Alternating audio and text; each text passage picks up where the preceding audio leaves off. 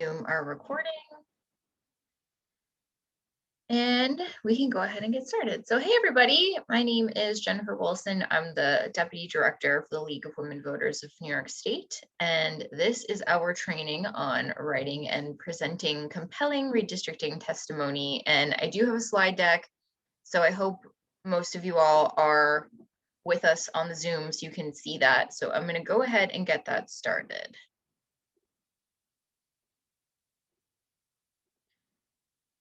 Okay, awesome. So I do have to start off by saying that this presentation was sponsored by Craig Newmark Philanthropies. We are very grateful that Craig Newmark Philanthropies has helped fund a lot of our redistricting efforts. And this particular presentation is one that takes us from the very sort of basics of what redistricting is, what the process is like, how it's working right now, up to how can you actually get involved in writing and presenting redistricting testimony. So we're going to cover a lot.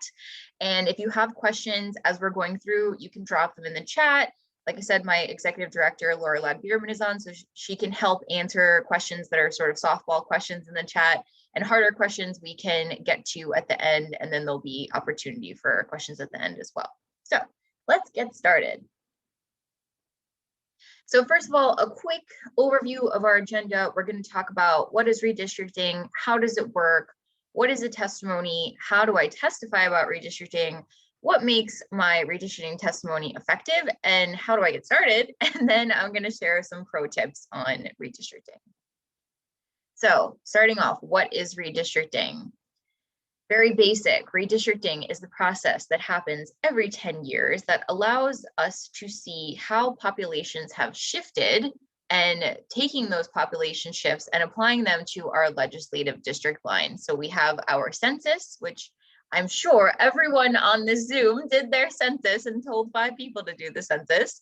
And we go ahead and take that data and we look at it to see how voters have moved and make sure that the populations within our legislative districts are about equal in size so that every single person's vote is going to count equally when their member of Congress or their state legislator goes to the state house or to the Capitol to vote on different policies. We don't want districts where one district has 100 people being represented by one elected official and another district has 200 people being represented by an elected official. That's not giving those populations an equal voice in their legislative body. So how does redistricting work in New York State? Here in New York State, we have some rules about redistricting. So we want our districts to be compact. We want them to be contiguous. We want them to preserve political subdivisions. We want them to preserve communities of interest. We want them to preserve the cores of prior districts. We want them to be competitive, and we don't want them to intentionally favor or disfavor an incumbent candidate or party. Now, some of these words, probably to most people, like myself included, don't make any sense. What is compact and contiguous? So I pulled what I sort of view as the most confusing terms to give definitions for each. So compact. Essentially, we want our voters, our people in the district, we want them to live near each other, and we want our elected representative to live near those people too. We want to make sure that our districts aren't totally dispersed all around the district where there's very few people in the center. We want them to be contiguous, which essentially means if I'm drawing my district on a piece of paper, I never want to lift up my pen from the paper. I want it to be one contiguous piece. I don't want a piece here and a piece there and another piece over here.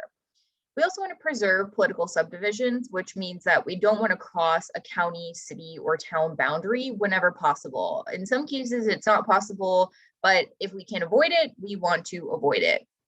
And finally, we want to preserve communities of interest, which is something we'll get into a little bit later in the presentation, what exactly a community of interest is. But essentially, we don't want to break up a community that we believe should be kept together. So like I said, we'll talk more about what a community of interest is, but basically it's groups that have similar ideals, similar things that are similar issues that they care about. And we want to make sure that when our representative is going to represent us in Congress or the State House, that they are representing that community of interest. So how does redistricting work in New York State? Now, I should say here that this presentation is specifically geared at congressional district lines and state Senate and state assembly district lines. Local redistricting in most cases will take place next year, and it really varies around the state what local redistricting actually looks like. There's places that don't redistrict at all locally, they're at-large seats. There's other places, towns or cities, where they just have their city council or their town legislature redistrict for them. And the New York Law School has a really excellent resource that breaks down how redistricting happens at all different levels in New York State, all around New York State. And I will share a link for that resource at the end of this presentation. So getting back to what we're doing at the Congressional, State Assembly, and State Senate level, we have a 10-member commission. This is the first time we have had a commission-led redistricting cycle.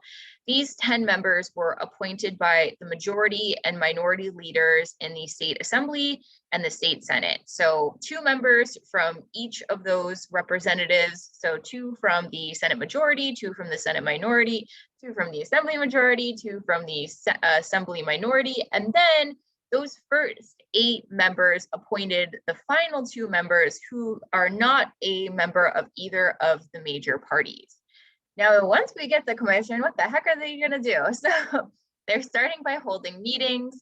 They are going to be holding, or they are in the process of holding hearings throughout the state, even though they are virtual, but they're meant to be about certain regions. They will later introduce their draft maps. They'll have more hearings, so that way folks can talk about their positions on the maps and if they think the maps are good or not.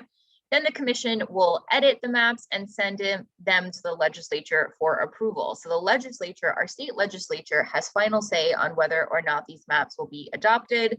So the legislature will either vote to accept them or reject them. If they reject them, they get a second bite at the apple, and a second set of maps will be sent to the legislature to be voted on. So I made a calendar of kind of what this all looks like.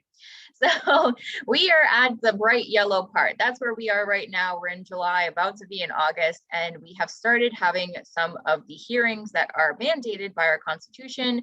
These hearings right now are not totally encompassing. It's really an opportunity for folks to tell the commission about their community of interest, to kind of give broad spectrum ideas of maybe what's working and what's not working within their state assembly, state senate, and congressional districts. They are all being held virtually, as I mentioned. The draft maps that will come out after these hearings will come out September 15th, no later, and then they will have more hearings in the fall. So after the draft maps come out, there'll be a little time for people to review those maps, and then they'll have more hearings in the fall. And then the plans must be submitted to the legislature by January 1. So there is a little bit of time there for more hearings. And then the legislature will vote on those maps, or they will reject them and they will have to get a new set of maps introduced sometime in February. So that's just a quick look at kind of what's happening in terms of the broader calendar. But looking in the more immediate future, these are the hearings that are on the calendar right now for the Redistricting Commission. As I mentioned, they are all virtual. I'm going to leave this up for 1 second, but I actually have the same info on the next slide, and I've got a little more info on that one too. So again, to the right side of your screen is the dates of the hearings and what their virtual location is. So the commission is trying to break these up based on region of the state. All of this information is available at nyirc.gov. NYIRC stands for New York Independent Redistricting Commission.gov. So if you go to that site, this is a screenshot of the site, and click on meetings, you can see the meeting schedule. You can also see on the far right side of your screen are the links to either submit a testimony without attending or to sign up to testify. You do need to create an account to do this, but it's very basic. They just want your email and your name. They're not asking for anything crazy. And it's just so that they can contact you if you are selected to be a testifier.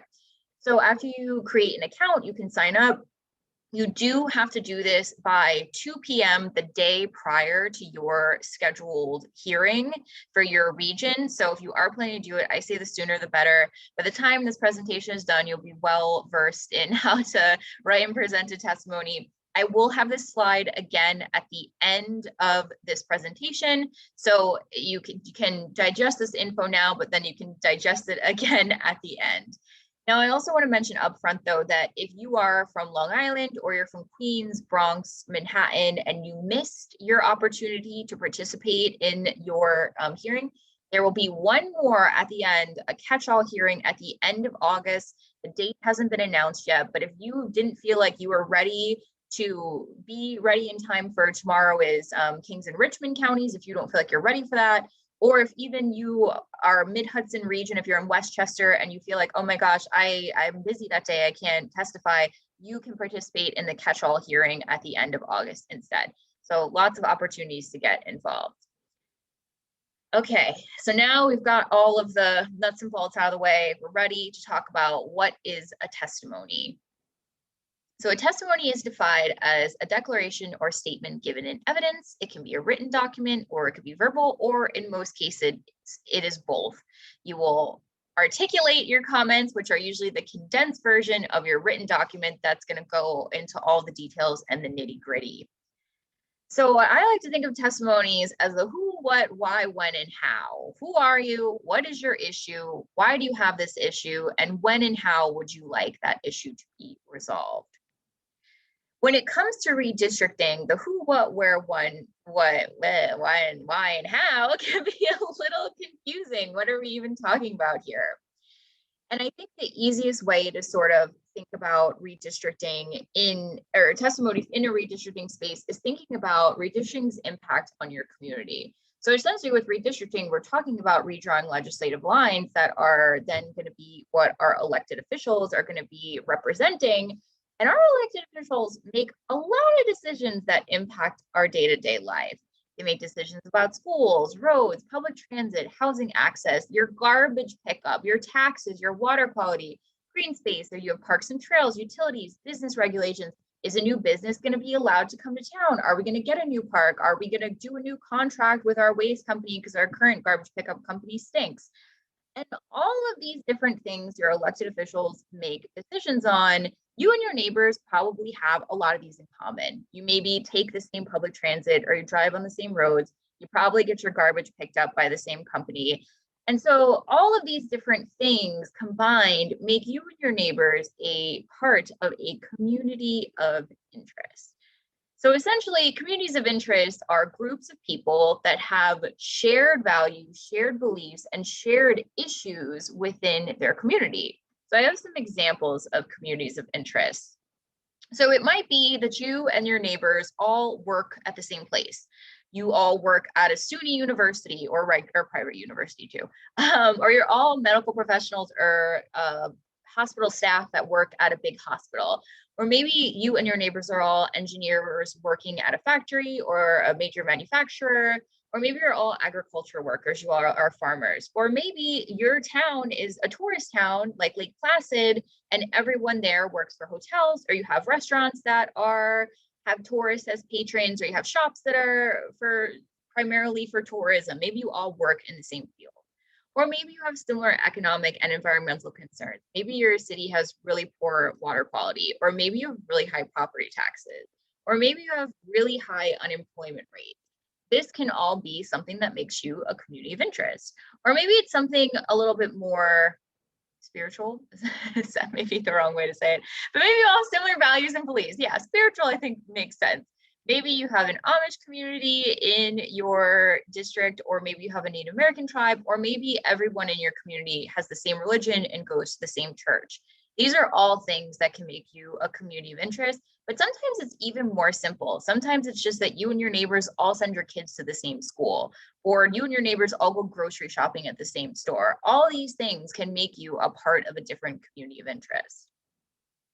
What we're doing with our redistricting testimony is we're linking our elected representation with the shared issues and values of our community of interest. Essentially, we want to make sure our district is drawn in a way that whoever is going to get elected there is going to actually be representing the people, the majority of people that live there, and not vice versa.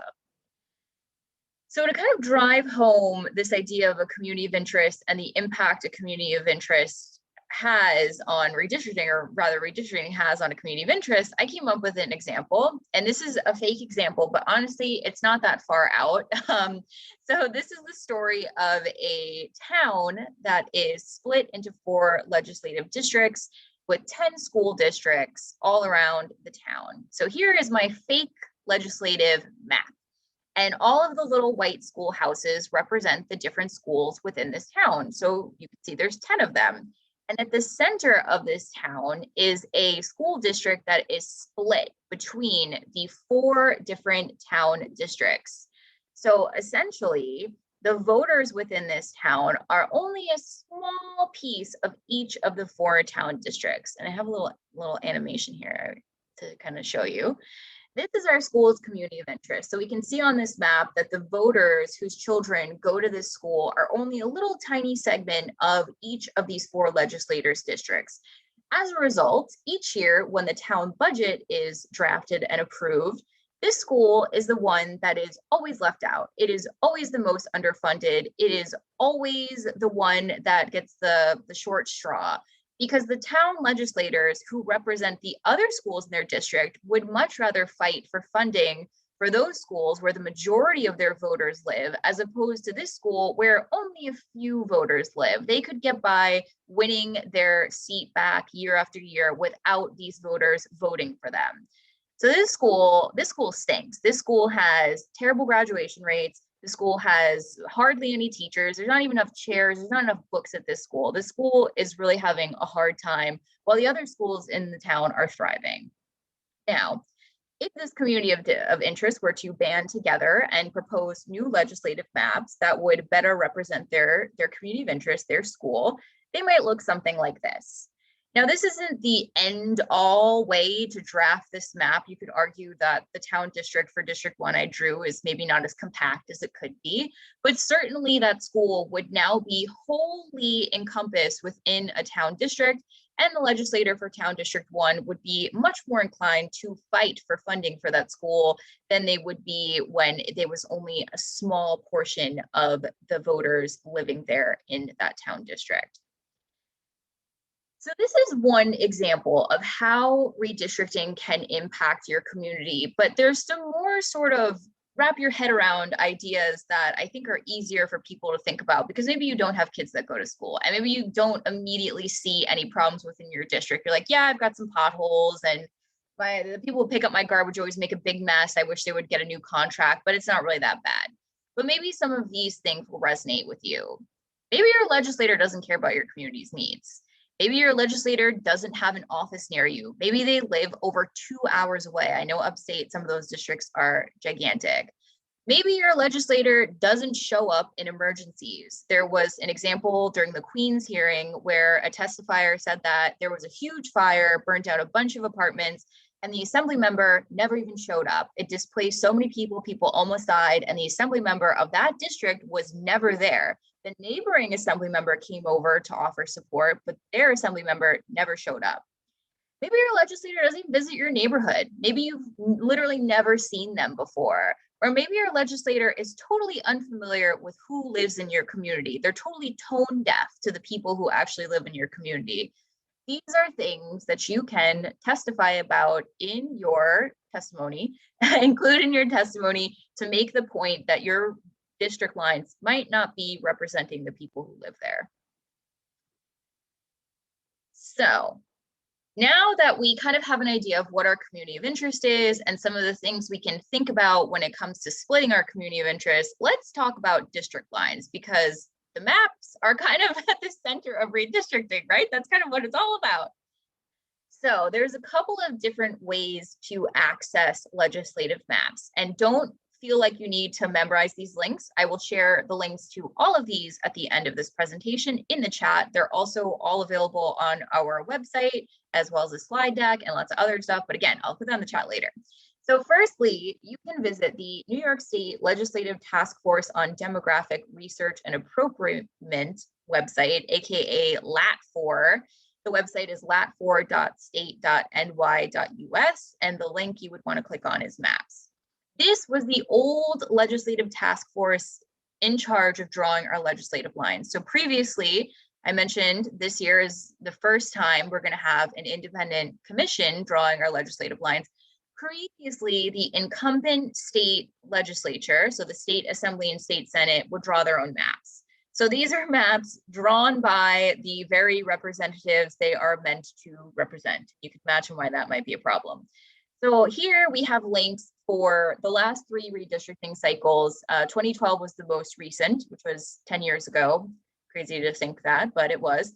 We have Congress, we have Senate, and we have Assembly. If I click the link for any of these, I will be prompted with some additional options. So I can get a zoomed in view of some of these maps if I don't want to look at the 1,000,000-foot view. I can get down into Long Island, New York City, or any of these upstate areas as well. So if I click on one of these maps, this is literally what it looks like. So I did the whole state for this click. And this is what it looks like. It's a PDF. So you can download this PDF. You can also zoom in and out of this PDF.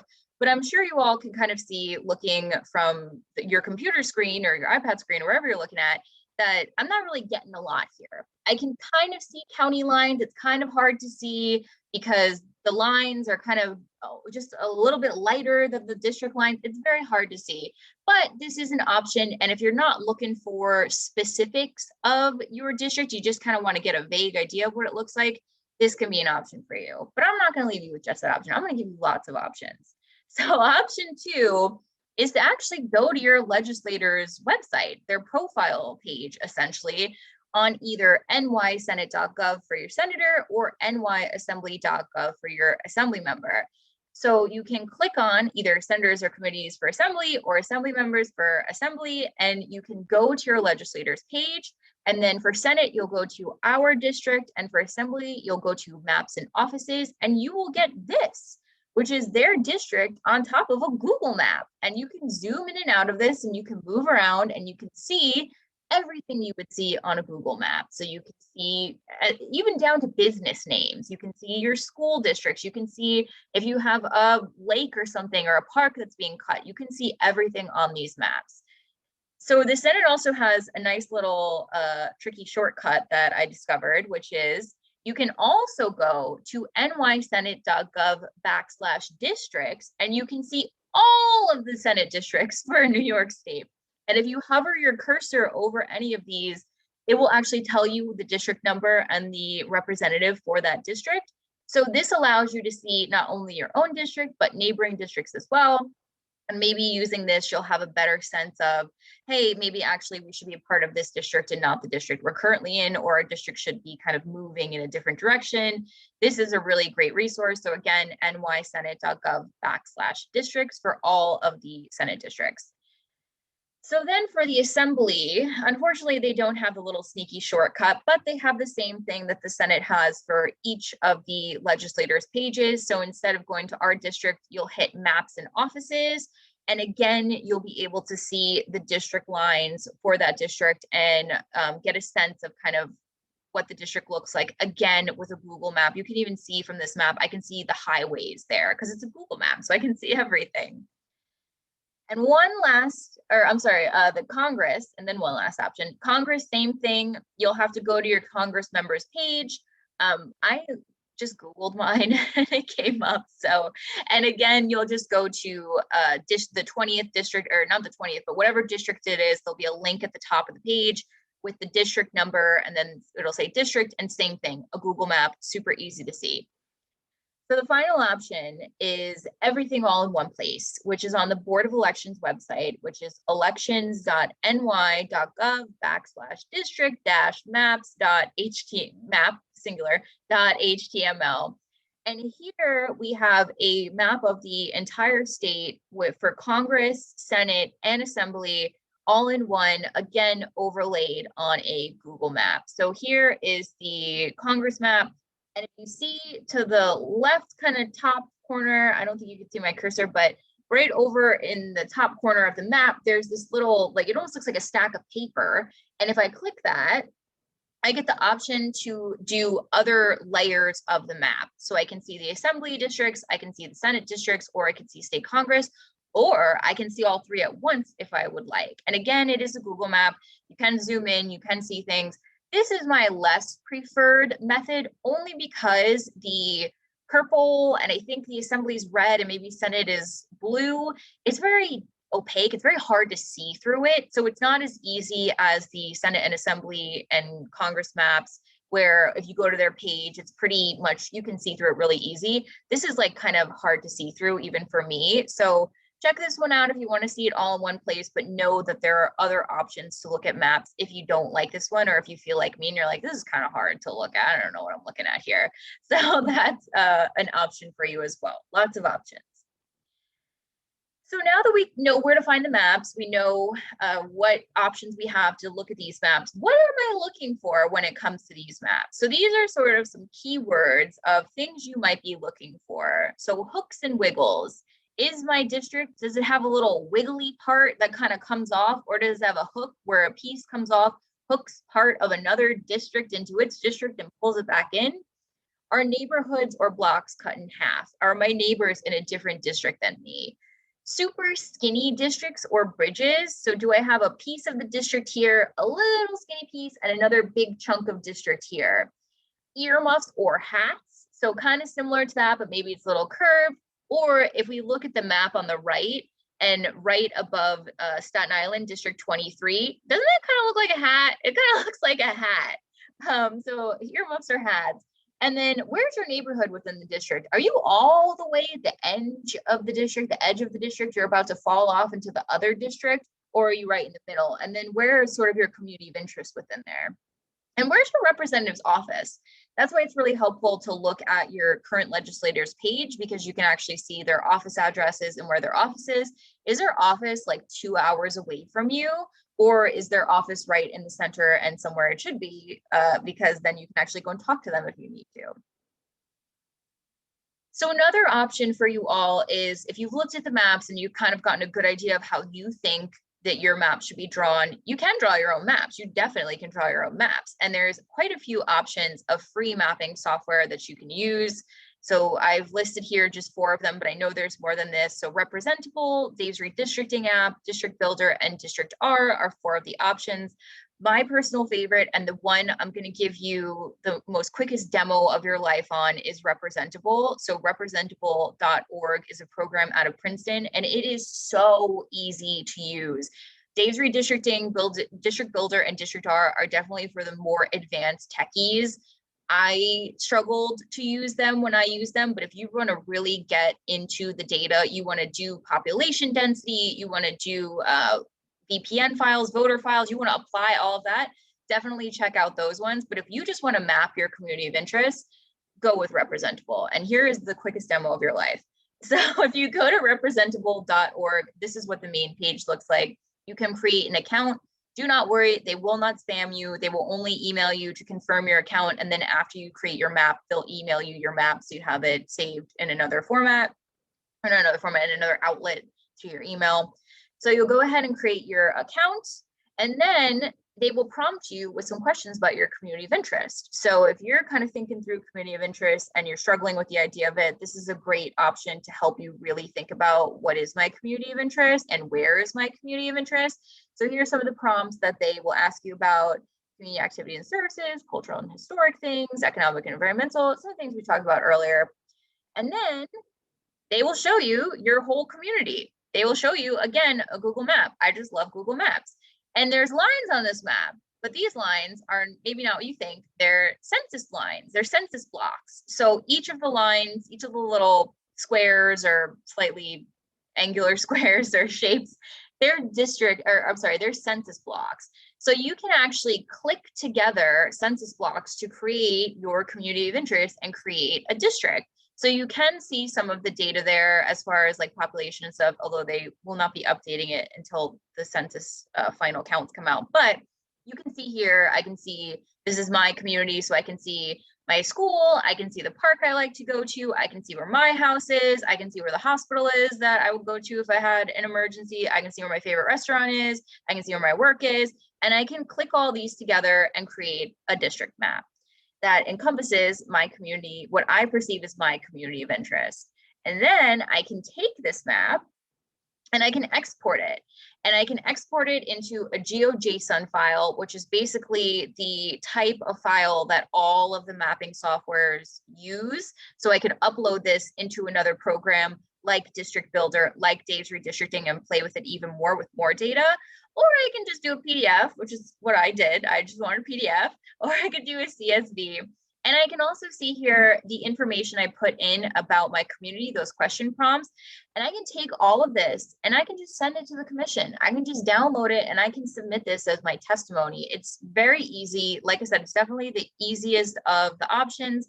Representable.org also has videos on there, training videos. The league did a training as well. It's on our website, nyredistricting.org. But if you're going to try something out, I would highly recommend Representable as the option that you choose, unless you're a mathematician or a techie and you're really good at that stuff. I'm not, so I'm not doing that. So now we have options. Now we know what is redistricting. We know where to find the maps. We know what we're looking for with the maps. We know how to create our own maps. Now we need to get it down. We need to actually get the testimony part going. So how do we have an effective testimony? An effective testimony, we want to establish our credentials. We want to make sure the commission knows who we are. We want to identify our critical point. We want to tell a story, and we want to provide evidence and consequences of if not taking into consideration our testimony. And we want to have a specific ask at the end. Now, the League of Women Voters of Washington came up with this handy guide to presenting your testimony. So essentially, credentials, our critical point, our personal impact and story, our evidence, and we're going to end with our ask. And I'm going to go through each of these, and some of them are really simple and some are not. So let's go. Firstly, our credentials, so basic: your name, where do you live, your personal background, your contact info, your affiliation if appropriate. I would say you get 3 minutes for your testimony, for your verbal testimony for these hearings. Keep this as brief as you can. If you can do this in 5 seconds, do this in 5 seconds. You really only want to say what's relevant. So you don't need to say your contact info in the verbal comments. Definitely include that in your written comments. Your affiliation, if you're representing a group, like if you're a league member and you're representing the league, yes, definitely mention that. Where you live is obviously critically important. Your name is important. Your personal background, I would say save it for the story portion and avoid it if you can in the beginning. Like, they don't need to know if you moved from 10 different places back to where you are now. They just need to know where you are right now. They don't need to know your whole life story, as my dad would say. So your credentials.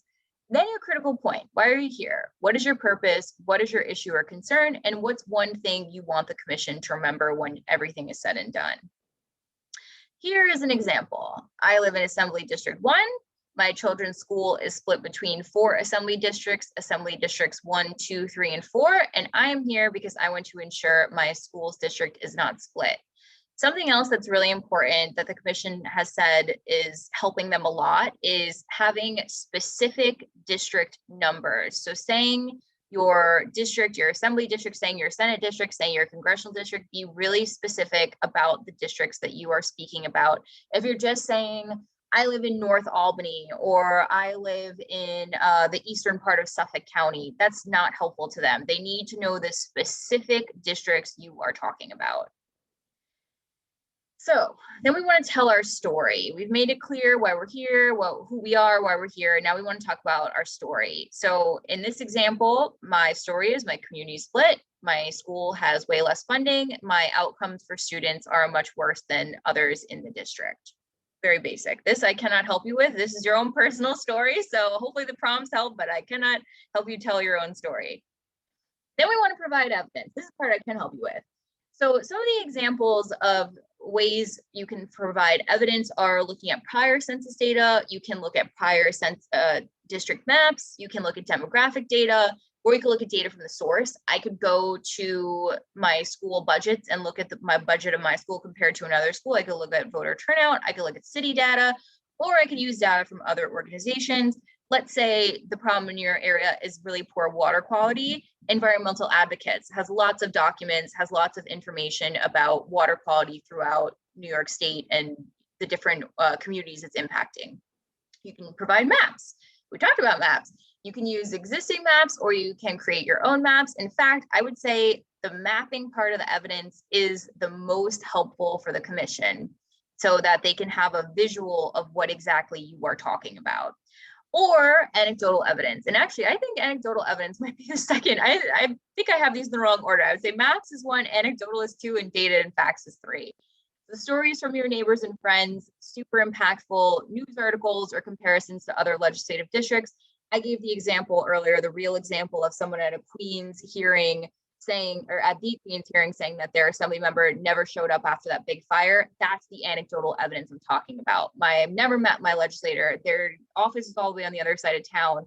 My neighbors have never met them. They have no competition when it comes to running for office, but yet they're not representing us. That kind of anecdotal. So here's some example of how I might provide evidence for my school example. I would look at the current legislative district to show that the community is split. I would look at my school budget compared to another school budget to prove there's less funding. And for bad outcomes, I would look at graduation rates of my school compared to other schools around my area. We also want to show consequences for inaction. So what's going to happen if nothing's going to change, and how is the community going to benefit from the proposed change? So obviously, if nothing changes, we'll continue to have bad outcomes for students. We'll continue to have really low graduation rates. People will start to move. The people who are left will get almost like trapped there because they can't sell their houses, all these terrible things. But if we change it, then the students will have better graduation rates, and overall the community will improve because they'll go on to have great jobs and hopefully stay within the district and invest that money there and overall make the community better. And then finally, our ask. What do we want the commission to do? What do we want the commission to consider? Or what do we want the commission to change? Now, this may vary from testifier to testifier. Some testifiers may say, I don't want you to change anything. I want you to keep this district exactly as it is. Some may say, I think we should be in a neighboring district. And some of you might not really have a firm ask. It may just be, these are the facts and figures, and you are the commission in charge of drawing the line. So I've given you the information. It's up to you to kind of figure out what to do with this information. That's totally fine too. So again, our handy guide, our credentials, our critical point, our personal impact and story, our evidence, and our ask. So how do we put it on paper? Luckily, the Washington League also provided us with some sample storytelling guides that we have available, but in general, we want to use simple and clear language. We want to arrange and order the 5 essentials. You don't have to, but it is kind of a more thoughtful order to go in, and using the templates that Washington created to guide your writing is really helpful too. So links to these will be popped in the chat at the end. We are almost at the end, but we have our quick and easy testimony fill-in. And as you can see, it's super, super basic. It's basically the handy guide on paper. There's also a storytelling version, which asks the testifier a little bit more questions to kind of prompt them to respond, but very similar. It's the 5 items kind of put into one. And you can, these are in the form of PDF fill-in, so you can literally just fill it in, download the PDF and submit it. Or you can take this and sort of write your own story in a Word doc and submit it too. Or you can just use this as like a helpful guide. And then the third handout that we have is from our US League, which are questions and frequently asked questions about understanding what a community of interest is. This is a multi-page document just to help if you felt like from this presentation, you didn't fully get what a community of interest is. Totally understandable. It took me a few times to like fully get what the heck people were talking about. We have a whole training on community of interest too. The recording is on our website, nyredistricting.org. But if you don't want to sit through that, you can just read through this. So here are the tips. Now we're to the tips for preparing to testify. So here are some of the key ideas you might want to highlight. Keeping my community together, eliminating all the things we talked about earlier, the wiggles, the hooks, the weird shapes, the hats, the earmuffs, we want to get rid of that. Balancing or separating low and high income areas. This is again going to depend on your specific district and your story. Not splitting defined groupings, making my district easier to travel. It sounds so simple, but it really is one of those things that gets back to my legislator doesn't know or care about me, and making my district more competitive. So then as far as best practices, showing your specific map and being specific about your legislative district numbers is the most important thing you can do. Now, at these hearings, you have 3 minutes, and they are not asking any testifiers questions at this point, but you can share your screen.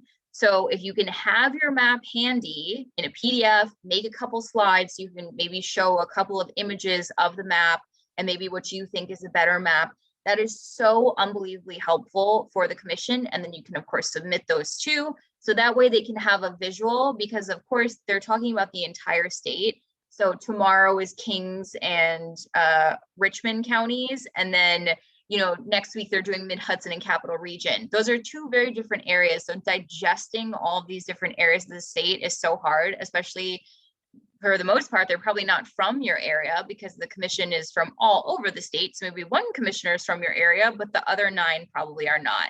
So be specific, be specific. If you can show your map, it's so helpful. Keep it brief and to the point, again, especially your bio and background. Definitely noticed that some testifiers have talked a lot about moving from place to place to place. I get it to illustrate the point of like, oh, it was like this here and it was like that there. Let's talk about the here and now. Let's talk about the problems that are happening right now. So we're going to keep it to the point. We only have 3 minutes, which gets to our next point. Practice and time yourself. You only have 3 minutes. So make sure you practice a couple of times, time yourself, and get comfortable with reading it through, maybe, making a couple of edits and things like that, so that you're going to hit that 3 minute mark. So they will cut you off if you go over 3 minutes. Closing with a specific ask. Again, this is one that your ask is not going to maybe be the same as the testifier before you, and that's totally fine. But having a specific ask is always really helpful. And providing your written comments to the commission is going to ask for your written comments. So make sure that you have those prepared and ready to go so that you can go ahead and submit those too. I would say my key takeaways from my best practices are, if you can have a map and show a map, do that. It will also make you as a testifier probably feel more comfortable. If you've never testified before, even over Zoom, it's super nerve-wracking. So having an image to kind of take the pressure off you. So instead of having all eyes on you, the eyes are on an image. It just makes you feel so much more comfortable. And just keeping it brief and timing yourself, make sure you're under 3 minutes, and even maybe give yourself a little extra time if you want to elaborate on certain things. I always find when I'm testifying at hearings, in the moment, I'll think of something that's more important than what was written in my actual comments to go off on. And if I know I have time, I can do that. Finally, some do's and don'ts for your written testimony. Bullets rather than paragraphs, so it's really helpful. They're going to have literally thousands of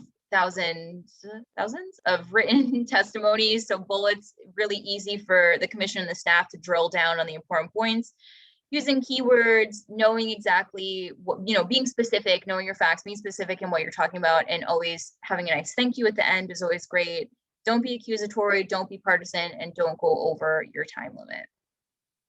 Now, we're getting back to the links I mentioned earlier, which means we're really at the end of the presentation almost. So here are the resources again, if you want to take a screenshot or if you want to take a picture with your phone. Like I said, I will drop these in the chat too, but if you just want to have them handy.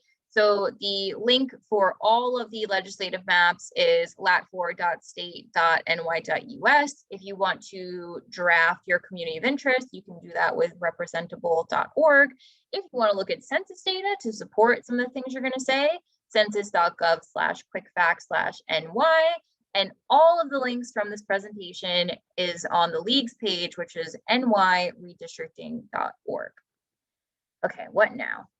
So again, here are the links, or here's the information about registering for the hearing. Here are the hearing dates again. So again, if you go to nyirc.gov, click on meetings, you'll have all the dates.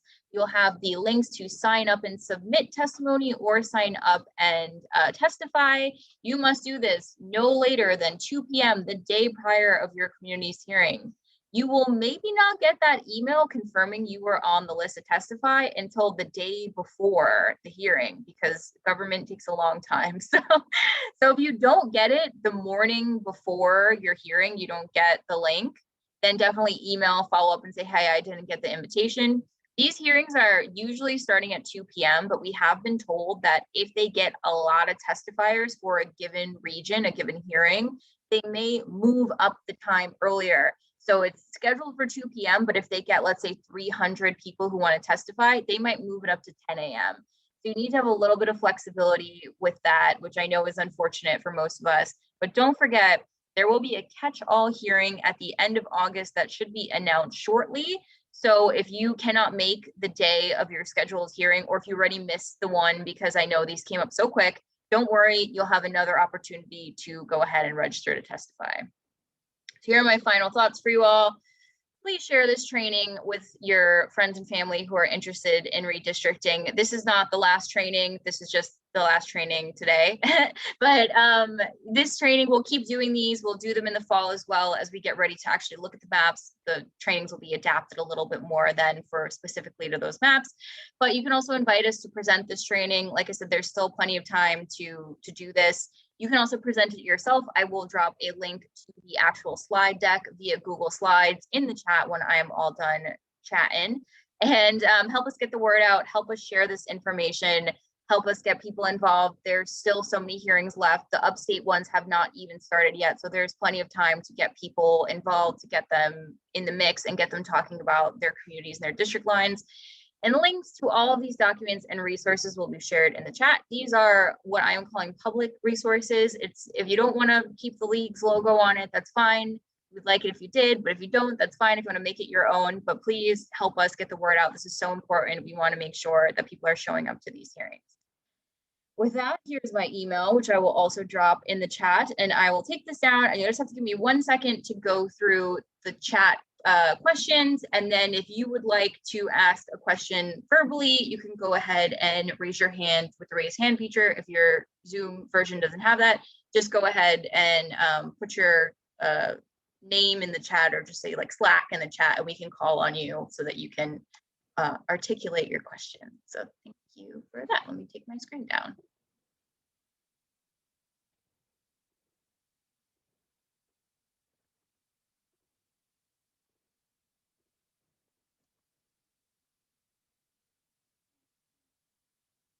Oh, I think Laura actually answered most of these.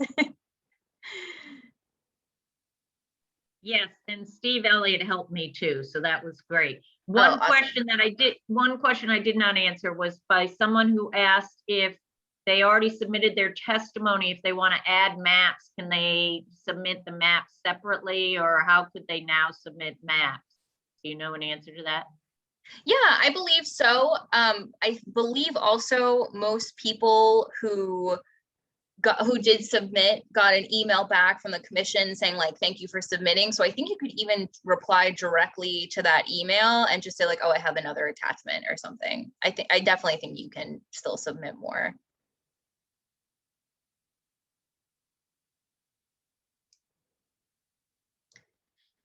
So Susan asked about speaking for a group or individually.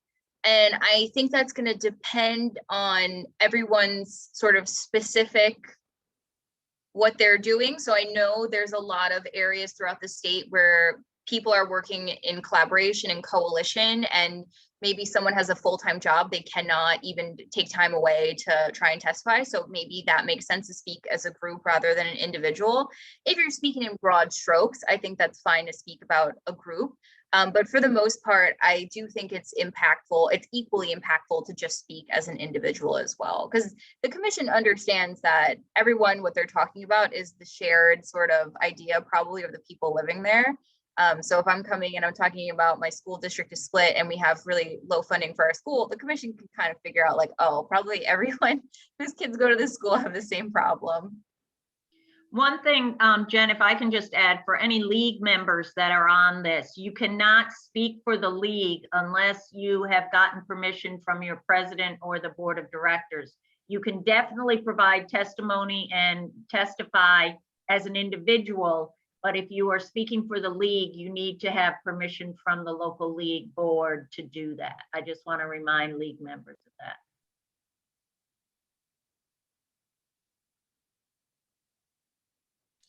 And as an add-on, hi, it's Patricia from Albany.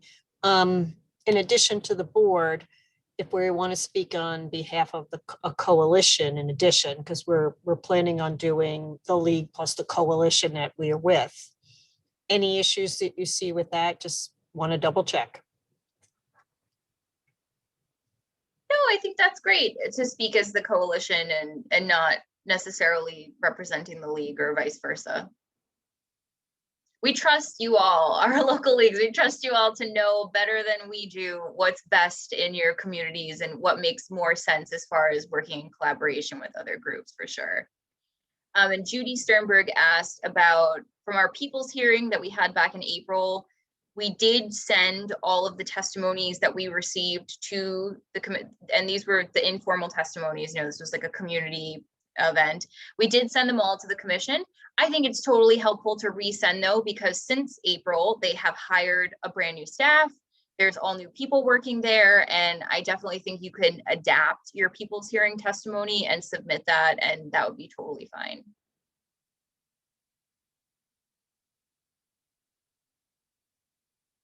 Great. I love when there's no questions because I feel like it makes me think we covered it all.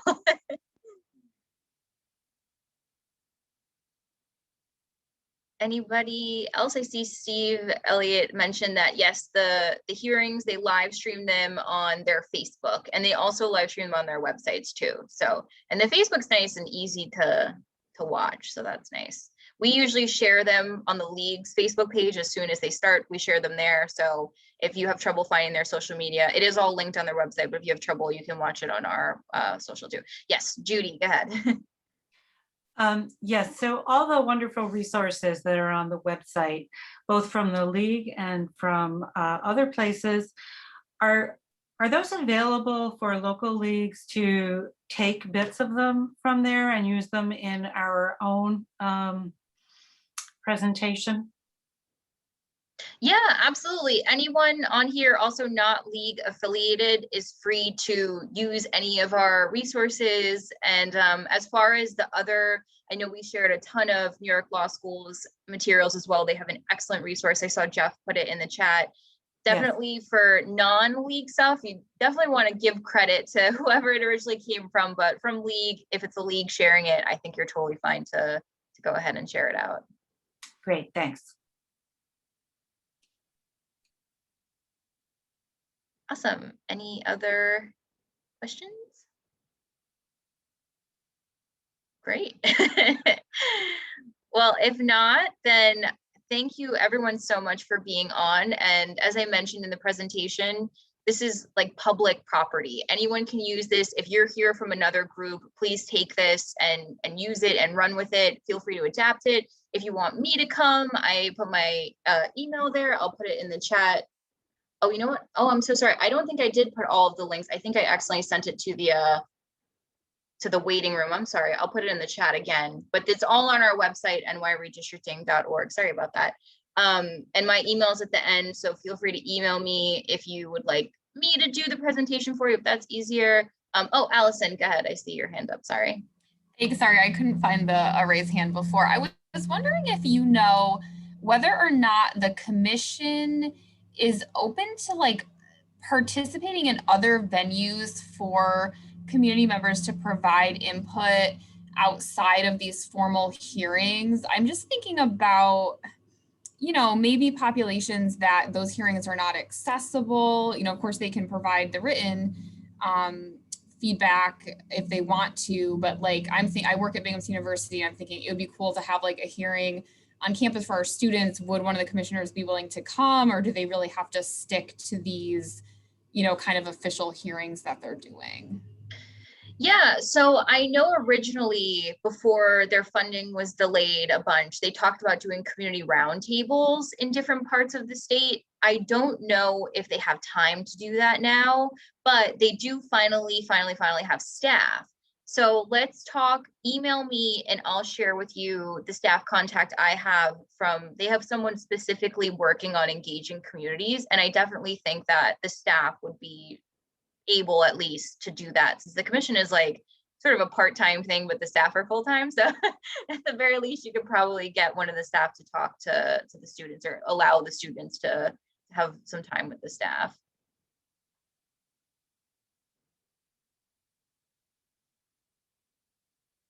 Great. Well, thanks everybody for being on, and we look forward to seeing you all at the next redistricting thing, or I look forward to seeing you at the hearings as I watch them. So thanks everybody.